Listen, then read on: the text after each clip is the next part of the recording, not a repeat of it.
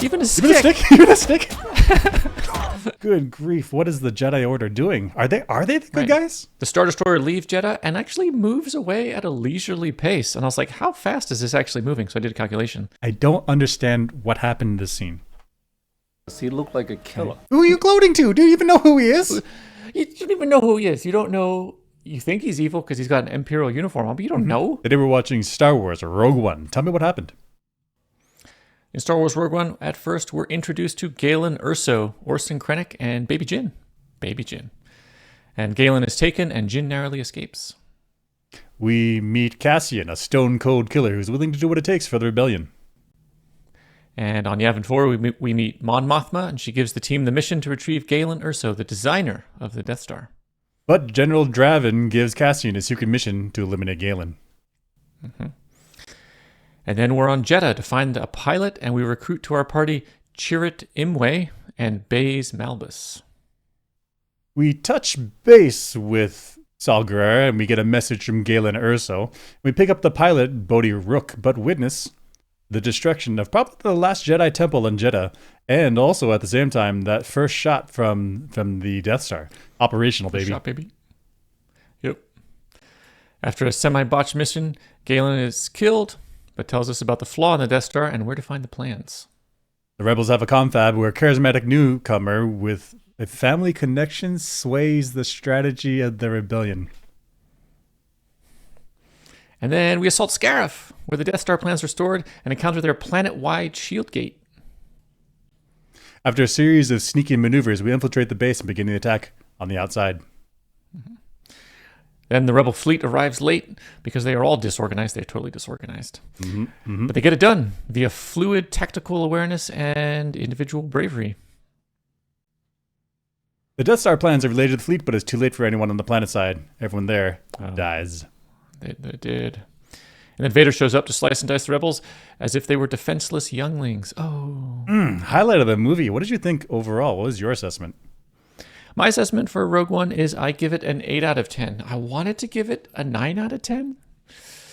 But my main gripe is the storyline, the father sabotage storyline. It never sat right with me. Like, when I watched the original Star Wars, the flaw in the Death Star was just this minor flaw, little exhaust port. And it was just an oversight. Mm-hmm. But now it's like this person put this flaw into the Death Star on purpose, like some subterfuge or something. I don't really like that. So it's hanging over my head for a lot of the movie because I don't really like it. Okay. But everything else is great. So for me, it's an 8 out of 10 because of that. So for me, it's great Star Wars. It's great visuals, great locations. We go around different planets in Star Wars. It feels great. I felt the deaths of everyone, when they're getting the Death Star plans because they're sacrificing themselves for the cause. Feels great. Well, I mean, it doesn't feel great, but I felt it. I know what you mean. Yeah. I mean, we can all hope to go out in such a blaze of glory, my God. So the story itself, there's not really much to it. They kind of get the Death Star plans, but that's okay because it's a simple story. And so we're going to get the Death Star plans and we see the struggles of the characters. I like that. But when I originally walked out of the theater back in 2016 when this came out, I was pumped. I was feeling this movie. It was great. Star Wars is going up. But now it's a different feeling because Star Wars has sort of changed. There was Last Jedi and The Rise of Skywalker, and those, in my opinion, weren't the greatest movies. So Star Wars took a dip.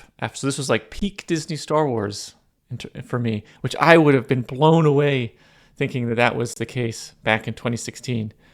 So I don't have the same feeling of like, yeah, today, but I still think it's a really good movie. So for me, it's an 8 out of 10. It's an excellent Star Wars movie. I would put it third place for my Star Wars list of movies. That would be Empire Strikes Back, Star Wars, and then this one, I think, pretty high. Empire Strikes Back. What is Star Wars? You said Star Wars? Star Wars, the first one. Oh, I see. The New Hope. And then this. So I even put it above Revenge of the Sith. So pretty good. I mean, really good. So 8 out of 10. What do you think? I also rank it third. It's right after Phantom Menace, and then New Hope. New Hope, of course. New Hope is first, then Phantom Menace, and then now Rogue One. I also gave it an 8 out of 10. Hey, we're same wavelength there. So the pros of this was great sets and locations. This is the cinematic Star Wars experience. They really go into it, and it feels like a lived-in universe. It doesn't feel like, oh, that's clearly like a light bulb that's painted blue. Like, it feels like the world makes sense. Feels good. On the story, it's a neat and tidy story, which makes sense for a full feature film. It's not like TV series, which we have nowadays, which can be super complex because you have like 10 hours worth of content that you can really wiggle around and deep dive into topics and expose and present emotions and storylines. However, for a movie, it has to be a bit simpler because you need to get it done in an hour and a half. A cool thing about this movie is that we see how disorganized the rebellion. Now, while that sounds like a bad thing, it also feels like the rebellion is a rebellion. Like they don't have this big old structure where everyone knows exactly what the rules and regulations are. It's very seat of your pants. It's very, and it's a rebellion that's not a dictatorship rebellion. It's a democratic-ish type rebellion. And so you have different actors, different people moving in different directions. And so it's like, what is Saw doing over there? What is this admiral doing over there? He's doing his own thing. Like they're doing their own thing. And it's very chaotic. But it does feel like a rebellion. It feels like a decentralized, disorganized rebellion. Another good part of this movie is the grit in it. So I think this is around the era where gritty shows were becoming popular again. And so there was no guaranteed survivors. I'm talking about House of Cards. I'm talking about Game of Thrones. We really had this tension where you could like a character and they might make it, they might not, who knows? And so the good thing about this is it keeps the audience on the toes. It's thrilling. It's not like the 7, 8, 9 Star Wars where you know everyone's going to make it out. It's a feel good thing. That's fine, but it's a very different feel. And so the good part of this about no guaranteed survivors is that you feel the sacrifice when individuals go down. Like their stories are not just willy-nilly thrown away. It's you develop a liking for a character. They earn their place in your like for them, and then it's like ripped out of you, and you feel it, and like that gut-wrenching feeling of it's very good movie. And that particularly in that Hammerhead scene, that the Hammerhead cruiser, where this is racist, but the squid admiral, I don't know his name, the squid guy, he's like, Hammerhead, call up a cruiser. And then you see the crew of the Hammerhead there, and they're like, hands up, like we're going to crash into it. And, very cool scene. But at the ending though, oh man, right after Cassian and Jin die, and so you I see it like they have no more role in the story, and it's a big emotional crash. Then you get this Vader scene, where he like rolls in, he's like slice, like lift, grab, and crunch, and it's just full force powers, just send it. Like none of this like choke you a little bit, and while others are getting intimidated, like choke, crush, next person, crush, you punch, you slice, and super cool, super fun scene. The cons, however. The biggest con for this movie that I really got stuck on for like 5-10 minutes during the movie, like I was distracted from the rest of the movie, was why did Saw Gerrera die? I didn't understand that. Like, so yes, Jedha gets attacked by the Death Star and things are going down, and then everyone leaves the base, and Saw is like, go forth, keep the rebellion alive. But like, dude, like come with us. I didn't understand it. He just kind of gave up and decided to die on Jedha. But other than that, it's a very good movie. I enjoyed it. And that had the cool planet shield, the planet dome, which reminded me of Druidia and Spaceballs. And it's a nice little feedback loop there. They're going back and forth there, where Star Wars inspires Baseballs and Spaceballs feeds back to Star Wars. Super fun, super nice. Yeah, a little callback for fans of both series. Shall we discuss the episode? Let's do it. Towards the beginning of the movie, we see here at Jedha. This is a Imperial Star Destroyer sitting on top, and they're mining the planet for Kyber crystals. And I think we could have avoided this if we had instead used ethically sourced Kyber crystals. What are they bringing in? What are they taking out? Kyber crystal. All they can get. We wondered why they were stripping the temple. It's the fuel for the weapon. A weapon. So we see a Star Destroyer pulling out Kyber crystals from the Jedi Temple. Mm-hmm. And so if my first thought was, well, what is a Kyber crystal? Let's look it up. So from the Star Wars fandom Wikipedia, a Kyber crystal, simply known as Kyber and described as a lightsaber crystal or the living crystal, was a rare force-attuned crystal that grew naturally and was found in various planets across the galaxy. And so, yeah, this is as part of the training, Okay. the Jedi training. Younglings were sent to Crystal Cave and the ice planet of Ilum to seek their own crystal lightsabers. And so, gosh, instead of having, let's see, the naturally occurring crystals, instead of mining crystals from wherever they are in the galaxy, I guess there's a few places that make up the same A crystals. lot of places. Yeah. A lot of places, right?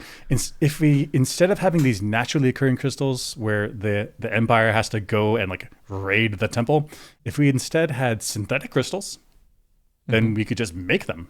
And then you could leave these historic sites alone. We don't need to like mine out your crystals. They're not even being used for like force sensitive abilities. They're being used for like their laser focusing or somehow in this weapon. So my follow-up thought was kyber crystals, synthetic ones. Are these made? And for some reason, I always thought that they were naturally evil, but I don't think they are because they come up green. I think they're only evilized if a dark force user like makes them evil. Oh. Right. Okay. But how cool would it be instead of having, or how good would it be if instead of having these kyber crystals, which are naturally occurring, but also mined by younglings, like, right? Like you're like, hey, Jedi, it's a part of your training. You're still a child, but maybe you're like a early teenager. Like go out into this ice cave by yourself and go mine out crystals. Like that's child labor, right? Yep. Oh yeah. Instead, we could have synthetic kyber crystals, which we could just make them, which I guess analogously to the human world, we could have diamonds, like blood diamonds, like mined out by children's and wars, or we could have synthetic diamonds. We're actually even higher quality than normal diamonds. And so there's this parallel here. I don't know if this is intentional, but there's a parallel here between the Jedi Order, who sends their younglings off to go find these kyber crystals, and De Beers. Right? Oh. Right? Jeez. You see it? Right? Because De Beers is this diamond company where they promote natural crystals. You can't have synthetic crystals, synthetic diamonds, even though the diamonds from synthetic generations are higher optical clarity, fewer inclusions. They're higher quality crystals. But this Jedi Order and De Beers, there's some parallelism between the Star Wars universe and the real world. Yeah, I mean, okay. So if you want to show your commitment to your woman, you need to be able to smell the blood of the third world on that ring. You need to be able to smell it. Okay. And just like if you want to be a true Jedi, you need to be able to send children in to go mine the crystals in the same way. It's not a true lightsaber if it hasn't touched a child's hands down in the mines. Yeah, right.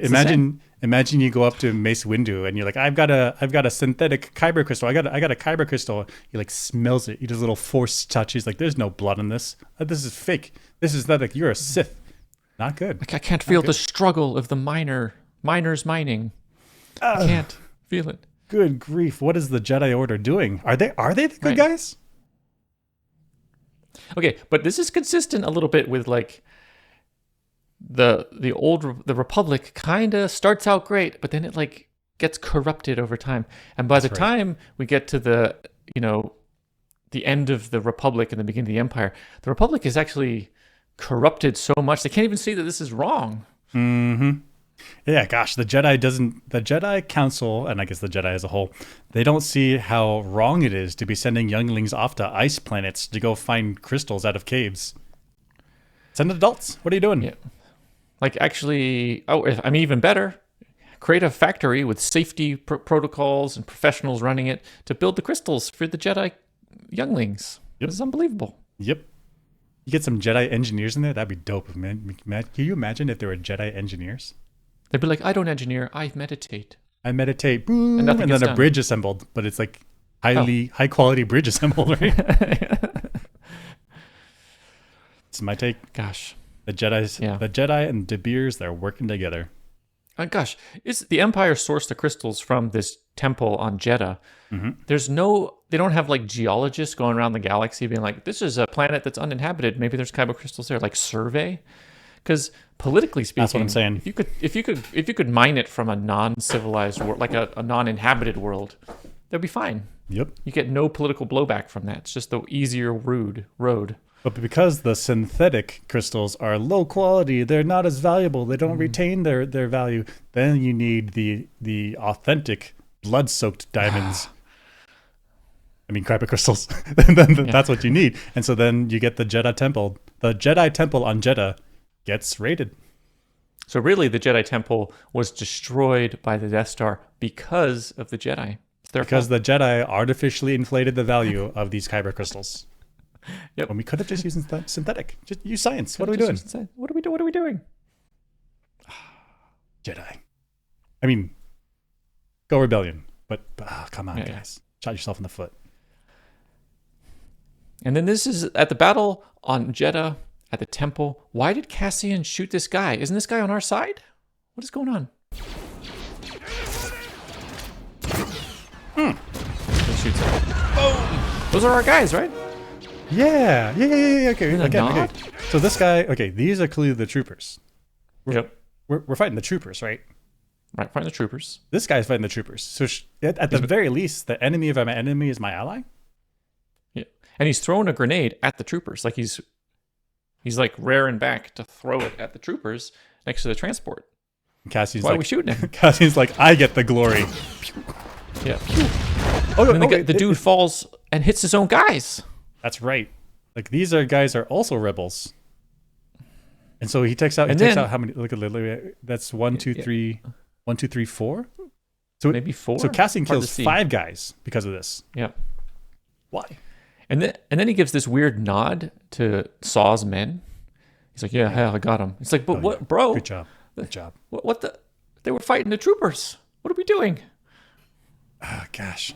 I mean, What's with the nod? I don't know. Like I killed your guys. Like that nod What's right up? there. Just, What's up? I killed him. Bro, you killed my guys. Killed my guys. Even if they're not Saw's guys, they're at least fighting Okay, you know what? the Empire. Why get? It's like when you're playing a video game and the enemies are shooting each other. Sometimes you just step back. Okay. Yeah, I got it though.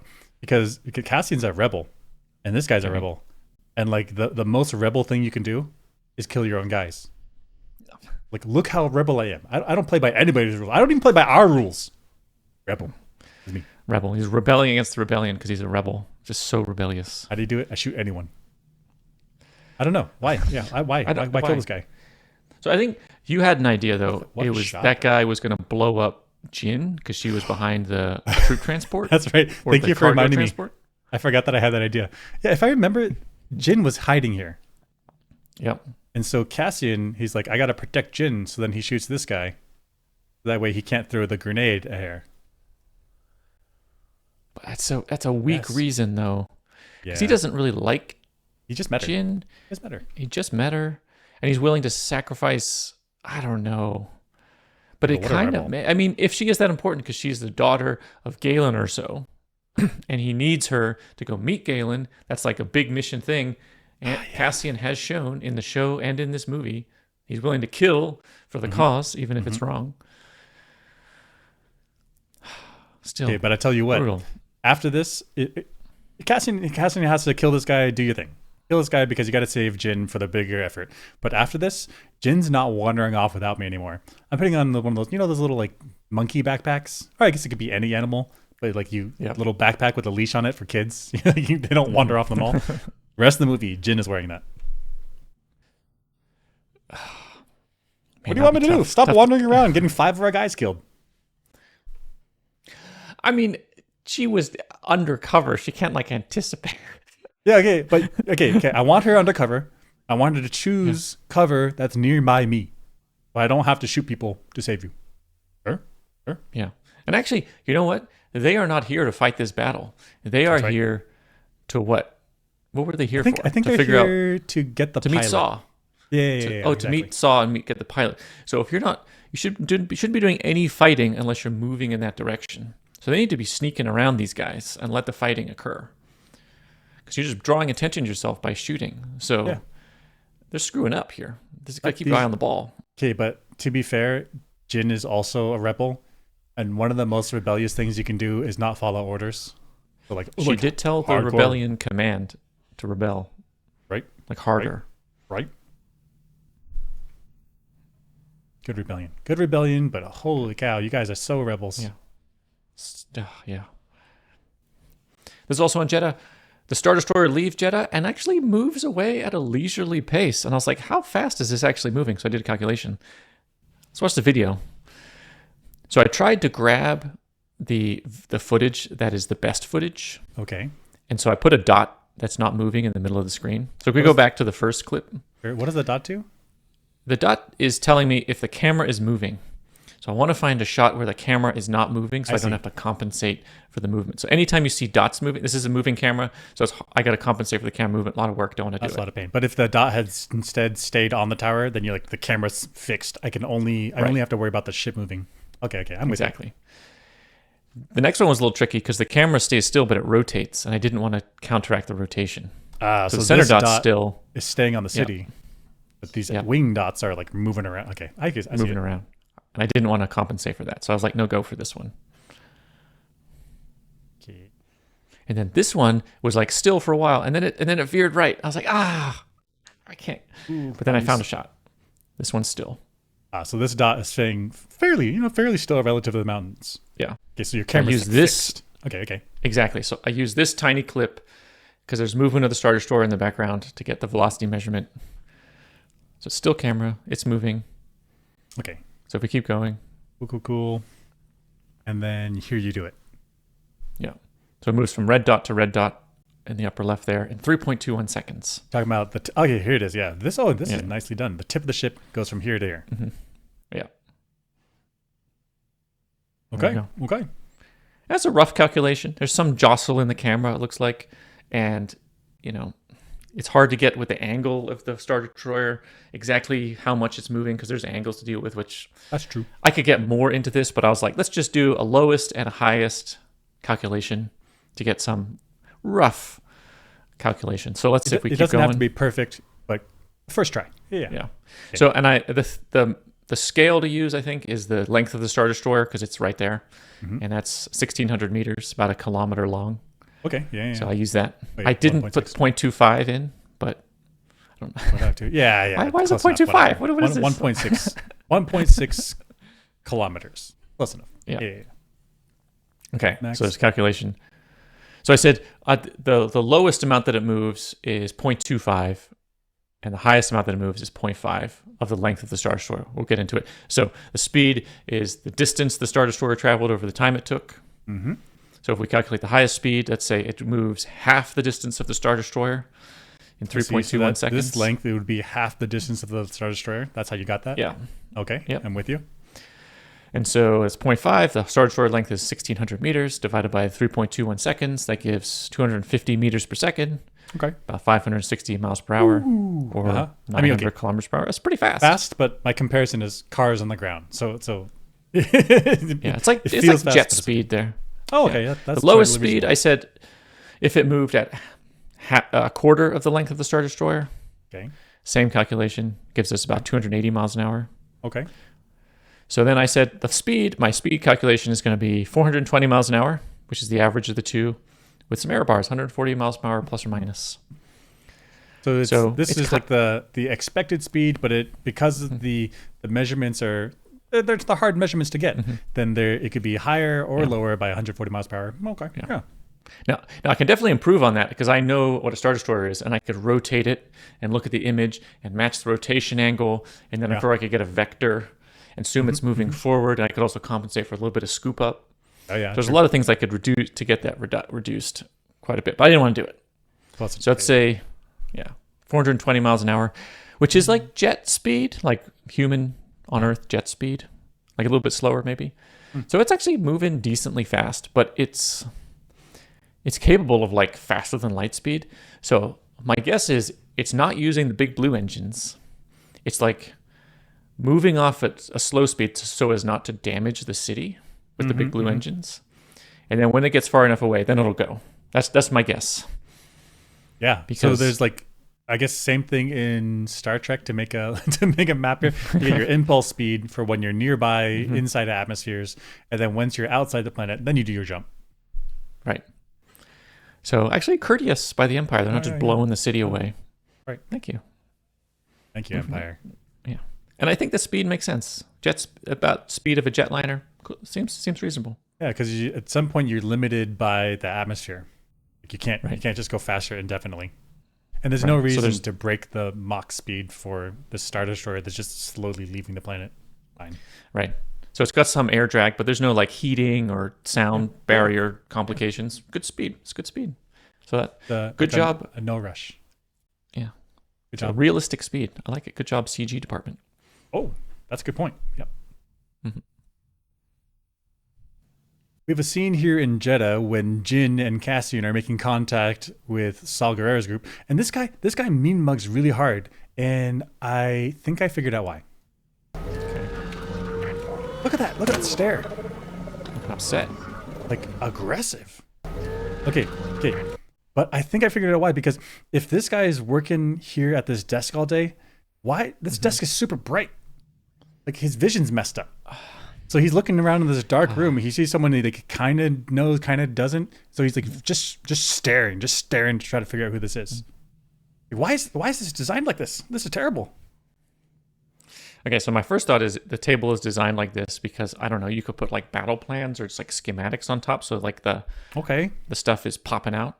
But I wouldn't want this on all the time unless I'm working plans or something. There's no plans on the table. I don't see any. Right. Maybe like the on-off switch is broken. He's like, I can't. Yeah, exactly. That's the feeling. Okay. So I thought that I've seen desks like this, like light boxes, but they were for drafting. So if you wanted to have like a one blueprint and then a second blueprint, you lay them on top, the light comes through, then you can see them overlaying. But there are no blueprints here. There's none of that, which means that this desk is just light in his face all the time. Like, oh my gosh, I don't want to work here. You ever walk past either like a flagpole or a tree, and the city has designed it such that like the lights point up, so it's pretty. But at the same time, every time I walk past one, it's like, this thing's so bright. I don't want to look at this. But this is this guy's every day at work. Every day is this thing. So he's just miserable. And his orange colleague there, man, he's got the table's taking up even more of his field of vision. So right he's like, there. If this was my other thought was maybe this table illuminates the ceiling, and so they spend most of the time looking at the ceiling, so it's not actually obstructing their vision. But then just put that lamp above their heads. But then he's got a crick in his neck. Yeah, you want these like reclining chairs. You can like look up. Yeah, be dope. Be super lazy. So this is a lesson. Take naps at work. If somebody mean mugs you, sometimes it's not about you. There's something going on in their life. In this case, it's the annoying desk. The interior design. Whoever thought this would be good for them. Nope. I can't work here like that. No, thank you.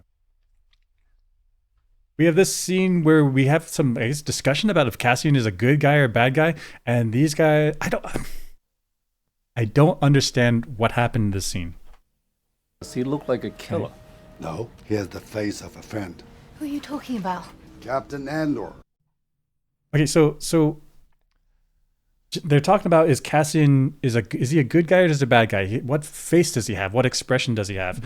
And so this guy, the gunner guy, I think his name is Blaze or Bazzy. He's like, oh, he's a good guy, but that's super wrong. Cassian is totally a cold-blooded killer. Yep. And Cassian is a trained spy, and so he has this like friendly face, almost forgettable face, and forgettable mannerisms. He's not like loud and whatever. So he is, how can I say, trained on this kind of behavior to give people a comfortable feeling and to be forgetful. He's trained at being an actor. Yeah. So he's able to slip into that role, and he's totally playing these guys. He's a total cold-blooded killer. He's killed so many people.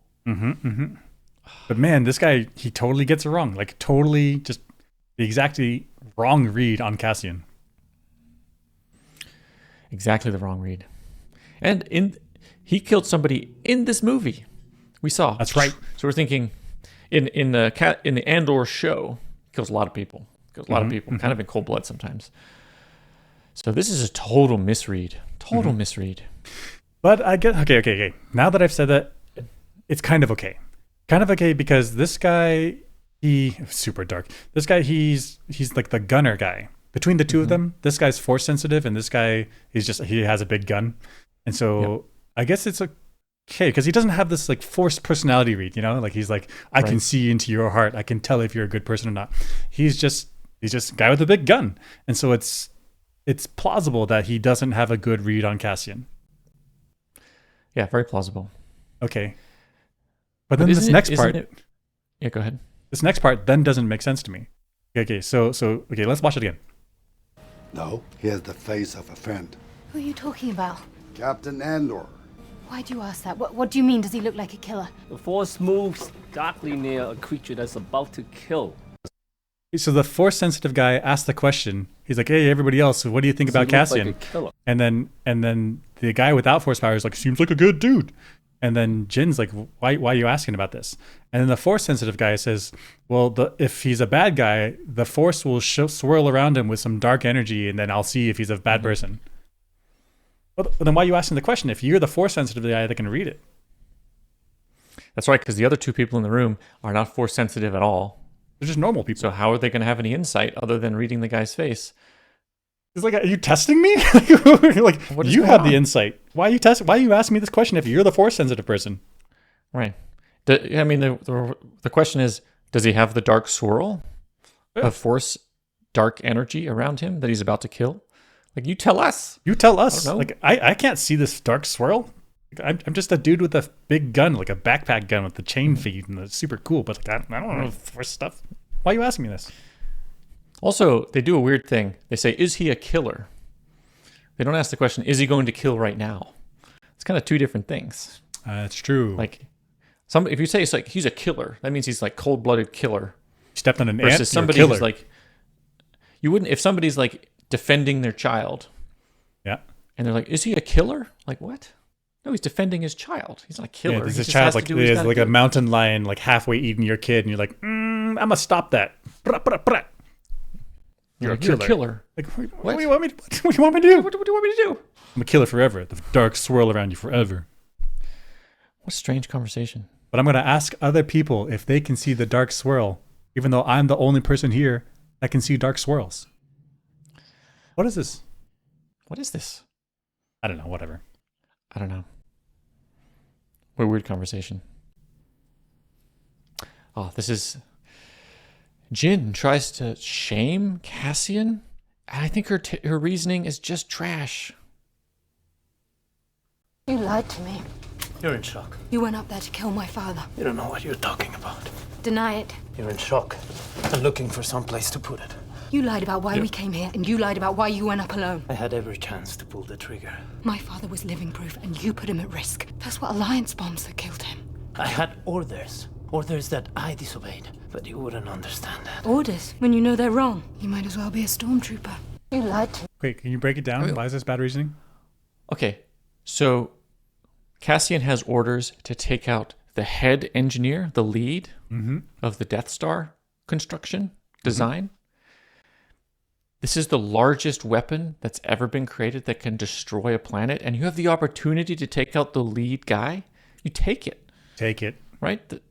Right? You're talking about killing one person versus you could potentially delay the construction, delay the deployment. You're talking millions, billions, trillions of lives saved for one? We're talking about bad orders. That's a great order. Yeah, that's a great order. Strategically? Okay, Yeah, okay. I know he's your dad or whatever, but strategically, like, we got to do this for the entire galaxy. Like, there's no... I don't see... That's a great order. If you have the opportunity, you take it. And I know she's feeling her dad, and you're like, that's a terrible order. You're going to kill my dad. Would she feel this way if the lead engineer was just some dude she never knew? No. Would she feel this way if it was Cassian's dad? No. So This she's guy's not making saying it's a weapons for bad the enemy. order. She's just saying, don't kill my daddy. That's what she's saying. Okay, the other part that I also was irritated by the scene because she's been living on the fringes of society. She's not been in the rebellion. She's not been fighting the good fight. But then she gets called in and she's suddenly like gung-ho. Like, yeah, my dad's on this side and I'm on this side. Jin, do you have your own politics? Or are you just leeching on to whatever your dad did? And you're like, oh, my parent politics are my politics. Like, think for yourself. Like, what are you doing? Come up with your own opinions. Yeah. Your dad went to the Empire, abandoned you, and played along. By playing along, we mean build the damn Death Star, and only put the tiny little flaw that can be like I can put like a little cover, bam, over the exhaust port. I can't see the exhaust port, and the lasers or whatever fall right on the surface. Give me 10 flaws. Give me 10 flaws that I can attack from any angle. Give me battery life that's like 20 minutes. You got to drag around this entire like this huge cable. You got to be tethered to a planet. You can't ever leave it. Give me big problems. Give me like a self-destruct button that like if you hit this button. Oh, give me a self-destruct button where you have to hold it at all times. If you ever let go, then it pops. Give me something. You got like this guy built the Death Star. Saw it all the way to completion. Put a tiny flaw in it. Don't kill him. Don't kill him. Like, don't kill him. You take the shot. Take the shot. If a rebellion is gonna say this is a death that means something, that it's an order that is like least controversial to kill somebody. This is it. This is the guy. This is the guy. Gosh. Because of his work, entire planets are gonna get wiped out. She's like, I want to rebel against the Empire, but I want nobody killed. Nobody killed. And I want no suffering from anybody. I want nothing. Actually, I'm pretty okay with people dying. It's just not my dad. Just not my dad. Now what am I saying? Yep. Jen.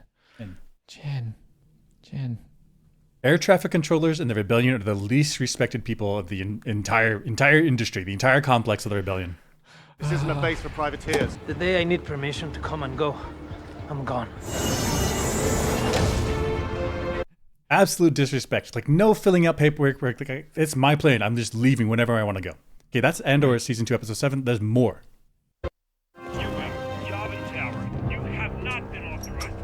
You are hearing that, aren't you? Turn it off. Hey.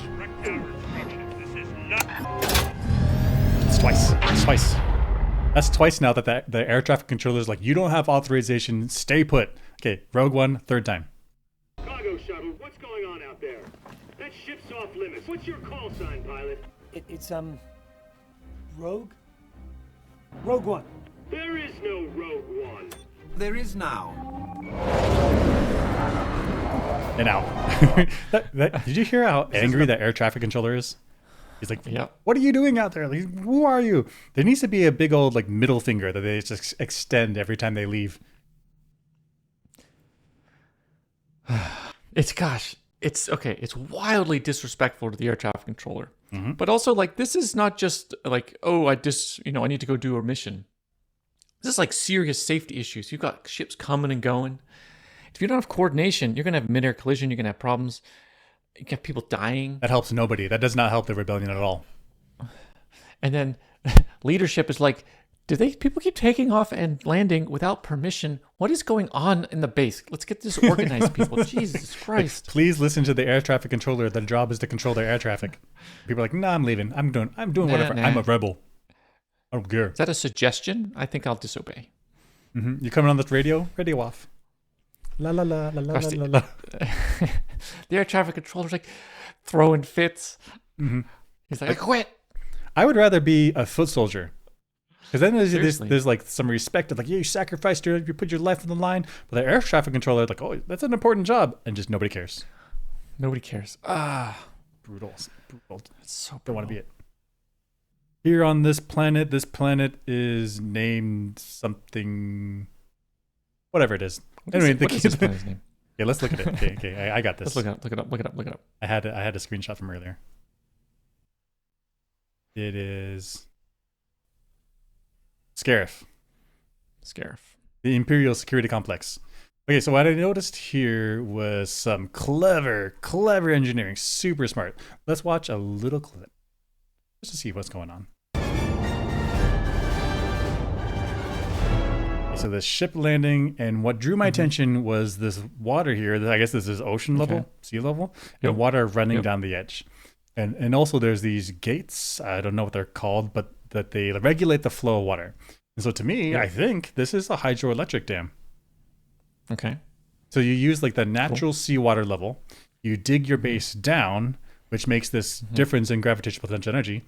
So as water flows down, you can spin turbines. This is exactly the principle of, I guess, dam. You Right. you let the water up here flow down through the dam, and then you spin the turbines. If there's too much water, you let it flow down through sluice gates, I think is what it's called. You let the water overflow. And so here, the water's high. Maybe it's high tide. I don't know. Water overflowing. But down below, sure, we could turn this into hydroelectric power. Okay. My follow-up thought is this causes a problem. Because unless you have a river or some way for the water to go, you're just filling up a bucket full of water. And so if this is the ocean level, then yeah, their base is underwater. Like the water's going to collect there, and then you're going to have a flooded base. Okay. But maybe, I don't know if this is true. This is my speculation. But maybe the Empire is super clever, and you can use that water, that flowing water, to cool nuclear towers. Okay. So as the water flows in, it gets it gets in contact with some heat exchanging process. You don't want to have like fresh water going over a nuclear reactor, but you can't have nuclear reactors just run hot until they crash. You need to have them temperature maintained. So if that water goes over the cooling stacks or the radiator or however the heat is exchanged, it can then evaporate, go up into the sky, and then rain down and repeat the cycle for free. Okay. That's super clever. Instead of pumping the water out, you just let it steam up and go back to the atmosphere. The only thing I'll think about this is that flow rate is high. So that's a lot of evaporation. That means true. In order to get the amount of evaporation needed for this to be this flow right here to be compensated by a corresponding evaporation, so that the water level in the bottom of this bucket is level. Meaning that means there's a bunch of power, like a bunch. That's right. I mean, you could pump some of it out, although that's kind of not the point. It's like you generate power with the water flowing down, and then you use that power to put the water back. Like, what are we doing here? Yeah. Okay. Oh. This planet has that shield, like that shield that goes around the entire the protection dome. Maybe you really are just generating an enormous amount of power to keep that shield operating. Which means the heat source, the nuclear reactor, super hot, which means you need a lot of water to cool it down. Maybe. Okay. So this could be the centralized power source for the shield generator for the shield around this planet, which is going to retire a shit ton of power. I see it. Which means a high evaporation rate, which means you need a high flow. I see it. What a clever use of the planet's natural geography, the natural water, and clever use of gravitational potential energy, nuclear energy, and then the conversion to hydroelectric power. So clever. I mean, I hate the Empire, but this is smart. Yeah, and just these mega engineering projects they're able to pull off it's impressive. It's on the scale of Rome herself. I mean, it's planet wide. Yeah. Huge public works. Like, my goodness. Empire gets it done. They do get it done. Rebellion's scrappy. They're scrappy. We'll talk more about that. They're scrappy. This Jin had a egotistical moment, and I think she almost tanked the entire rebellion with this intel slip. You've lost my father's revenge. He built a flaw in the Death Star. He put a fuse in the middle of your machine, and I've just told the entire galaxy how to light it. Wait, what's the problem? Okay, so Krennic here is not dead. Okay. The battle outcome here is uncertain. That's true. And even if I can't remember if they had transmitted, I think they had transmitted it out at this point. But if Krennic knows it's been transmitted and he knows there's a flaw and he gets away, he can go inform the engineering team like, hey, we got a flaw here. And they said that there is a flaw. We need to find it. Now they're going to be compensating. Whereas if Jin kept her mouth shut, they end up all dying, so it doesn't matter anyway. Yeah. But she doesn't know that at this point in time. If she kept her mouth shut, there's no way that Krennic would know about the flaw. Right. So the plan is out, and the Empire knows that the plan is out, but they don't know what the important part of it being out is. And the important part of it is that there's that little heat vent that can be attacked. And so Jin just spilled the beans. This is the thing you need to look for. So Krennic could very easily just killed her. And then now he knows what the plan is, and then she's dead. He goes and tells the Empire, like, hey, look out for an exhaust port. Go panel it up. Put a little armor plate. And then the Death Star is now safe, super strong, super protected. He might not know what the flaw is, I guess, because he doesn't say exhaust port. But knowing there's a flaw and doing like, okay, every team do an analysis. Yep. You're like, they might be able to find it. So he could even get on the, like, he had a radio. He's like, there's a flaw in the Death Star. There's a flaw in the Death Star. Go, go, go. And they're like, what is he saying? Right. And then he dies. It's like, oh, now the Battle of Yavin is lost because she's like, I got to gloat. I got to make Screw you you, look Krennic. dumb. Look how good I am. Meh, meh, meh, meh. Pew, pew, pew, pew. Dead. She should just keep her mouth shut. Like her father's sacrifice, her sacrifice, all of these sacrifices are for naught because she wanted to gloat like a James Bond villain. And she's gloating to Krennic, and as if Krennic killed her dad, but even by her own admission, it was a rebel bombs to kill her dad. Why is she gloating over this guy? Right. He's a bad guy, but like, it's the Empire. There's a lot of bad guys. Yeah, and good guys. I mean, yeah. Who are you gloating to? Do you even know who he is? You don't even know who he is. You don't know. You think he's evil because he's got an Imperial uniform on, but you don't know. Just keep your mouth shut. And he's got a bunch of rank here, but you don't know their rank. There could have been like 40 of these. He could be like a low-level dude. Right. Just committed to the cause. What? Yeah. What? He does have a cape, though. Okay, capes are pretty high class. Kind of doesn't matter which military you are in around the world. Capes legit. If you're a foot soldier or low to mid ranking guy and you have a cape, people are like, "What the heck? Why is this guy have a cape?" Did you bring your own cape? That was not assigned to you. No way. No. Can we take the cape off? Take the cape off. What are you doing? I'm Batman just every time. Jin. Almost Doesn't matter in the end. But it worked. But she almost dropped the ball. They win this battle. They get the Death Star plans out to the rebellion. There's no intel slips. They all die for the cause. I felt all the deaths. Let's watch them. Like Halo ODST. Oh, yeah, no, Halo like Reach. That. Oh, that was a good. Halo Reach. Yeah. Let's start again. Okay, here we go. Goodbye. KTSO. Oh, down he goes. That one really hit me because we just watched Andor, and so then we saw K2SO, and we felt like he was going to be invincible, but then no, total sacrifice here. Brutal. Yep. Felt it. General, behind you.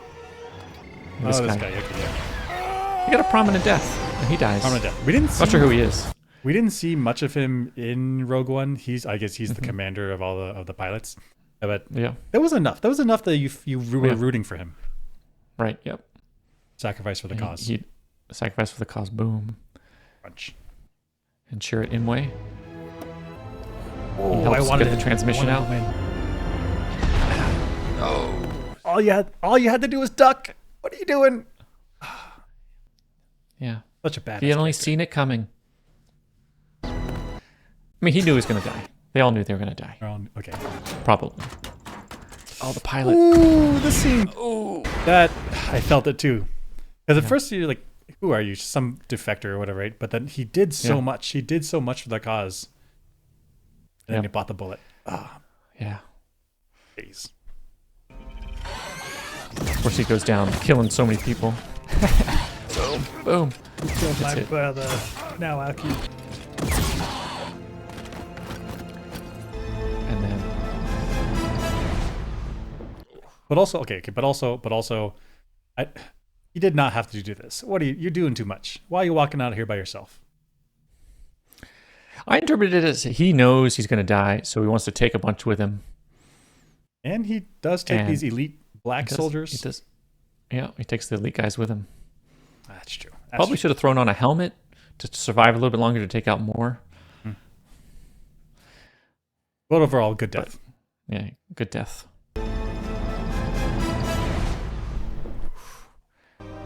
Cassian and Jin. Oh, the hug. The hug. Couldn't get out of there. Brutal. But they all had like honorable deaths. They were all deaths for the cause, and they won the battle. Mm-hmm. Very good. Feels bad, but feels good. It's kind of a weird. And then we were thinking about the blasters and the armor. Mm-hmm. And is the blaster to armor, I don't know, power consistent throughout Andor and Rogue One? Let's take a look. Watch some videos of how they worked. The KTSO's armor. So this is in Gorman in Andor. Yep. Season 2 somewhere in there. Oh, I see what you're saying. So both Cassian and Wilman are shooting what turned out to be K2SO, and it's just like dink, dink, dink, like not hurting him at all. And Cassian's hitting K2SO with the assembled gun from the case that was right. So it's like kind of special gun. Yeah, it might make sense that that's low power because it's it's more important to get it smuggled in, true, than to have it be high power. And then Willman here is hitting K2SO with a pistol. Right. So and I assume a enough. pistol is going to be weaker than like a full assault rifle type. Okay. Agreed. Yeah. Yeah. So like dink, dink, dink, kind of not a big deal to these K2 or KX units. Yep.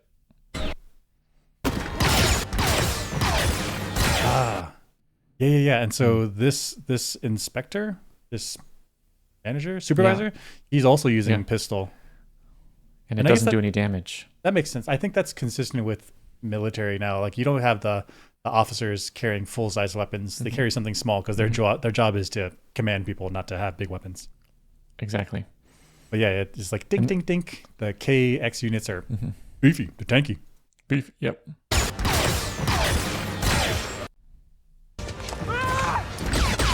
Oh, this scene. So I initially thought that the K2SO was just being cruel here and holding up the human shield because if everything's dinking off of him, why does he need a human shield? He's just gloating. But actually, because this soldier has a big blaster, it actually can hurt him. So he has to use the human shield to protect himself. So it actually makes sense. Yeah. I think it's plausible. Because we see in the next scene, the regular blaster can kill K2SO. Boom. I mean, another KX unit. Yeah. And another KX unit. Okay. So it seems if it's underpowered weapon or pistol, it dinks off the armor. Yeah. If it's a blaster size thing, like a full, it can kill K2SO, and it seems to be consistent throughout, which is kind of cool. That's a good detail. And I guess that means that the blasters, these like medium full size, I don't know how to describe this, medium full size blasters that the troopers are carrying are strong enough to kill droids, right? Yeah. I think that makes sense because these troopers, which are derived from the clone troopers, they were equipped to kill droids, right? And so they continue that equipping people with that weapon because if it kills droids, it definitely kills humans. Yeah. So let's stick with it. So you got a blaster that can kill everything on the field. Pretty good. I like that. And what was that? So the other part is, go ahead. Well, as it was Bastia, what was the other thing you're saying? Oh, the other thing was that the stormtrooper armor, just everything's effective against the stormtrooper armor. Pistols, everything. Yeah, doesn't matter. That's what's pistol blaster, dead. Yeah. Pistol dead. One shot. Let's see some scat docs. Pistol again. Surprise shot. Both dead. Pistol blaster again. Dead. Even a stick. Even a stick. What doesn't kill him, but it's effective. Okay. Last one totally makes sense. Full-size trooper. Totally makes sense. If it can take out a droid, it can definitely take out a trooper. Yeah. This is the crazy one. It's what is the point of any of the armor if even just normal sticks can mess you up? I know. The armor, it's just, what is the point? It just, everything is effective. Even just sticks. For looks. It might as well be silk cloth. Oh my gosh. Might as well be a thin air barrier. Yeah. I mean, I don't think the stick kills them, but it at least incapacitates them, knocks them out for a moment. Which, like, I don't think you can, if you hit, like, you sit somebody with, like, a baton in the real world and they have a helmet on, like a motorcycle helmet, I think it's going to, like, oh shit, what was that? Yeah. But I don't think they're going to be incapacitated. It's a pretty beefy helmet. It's like having a football player, but the outside is plastic, the inside has some padding, and it's supposed to like reduce the impact, but instead of having padding, it's just straight metal right to your skull. Yeah. Yeah. So you hit him with a baton. It's like right to the bone. Yeah. Yeah.